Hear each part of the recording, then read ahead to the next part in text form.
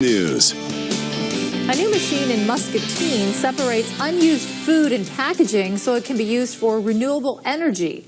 After the waste is separated, the food is put into biodigesters to make fertilizer and natural gas. And the remaining packaging can then be recycled. Spencer Mackey has the details on Muscatine's Waste to Renewable Energy project in a story you'll see only on TV6. Almost 30% of everything in the landfill is organic waste, and a lot of that is food waste. The Waste to Renewable Energy project in Muscatine is creating a new source within the city. We said, hey, if we could take that organic waste going to landfill, add it to our process here at the wastewater plant, we'd make a lot more energy, a lot more gas. The project takes uneaten food,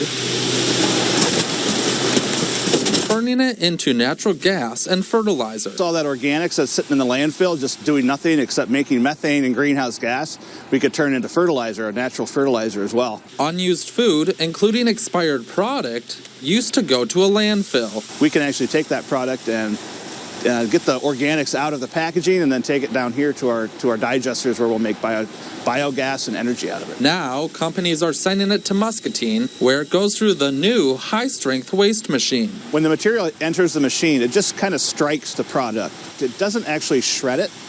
So just by kind of barely breaking that packaging open and then spinning it around, the centrifugal force of whirling that product around inside of the machine just kind of releases that organics into it. Separating the packaging from the product, where it will then be reused. That material gets pumped into a tanker, and that tanker then comes down to the wastewater plant, where we inject it into the anaerobic digesters that we have at the treatment plant. Manufacturers and grocery stores taking advantage of the machine and reducing company waste. They want to say that they have not sent this material to landfill.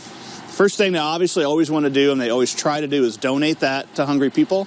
When they can't do that because it's either unsafe or because there's just so much of it, then they can bring it to us. The interest in the separator reaching far beyond the QCA. There could be 100 miles or beyond, absolutely, for our food waste to be used, for the separator to be used.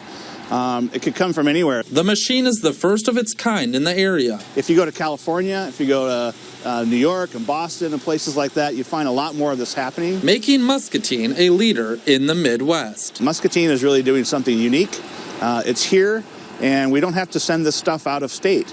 Most manufacturers, food manufacturers in the area, if they want to do this right now, have to send this material clear out of state. Muscatine is just kind of a small community, but I think we're going to do big things. The $3 million project was funded through the Facilities Reserve Fund. The fees for manufacturers bringing their waste will replenish that fund and then create a revenue source.